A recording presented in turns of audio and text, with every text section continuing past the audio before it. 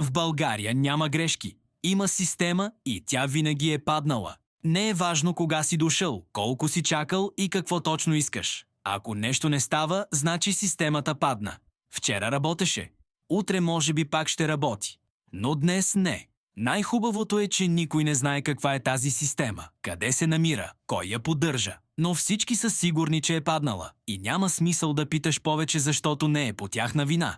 Те биха ти помогнали, но системата не позволява. В България системата пада най-често точно когато бързаш. Когато си взел отпуск. Когато си дошъл от другия край на града, тогава тя решава да си почине и ти оставаш да чакаш, защото няма алтернатива. Няма ръчен режим. Няма ще го запишем. Има само едно – елате друг път.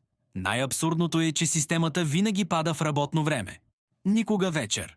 Никога през нощта. Само когато има опашка. Само когато има хора.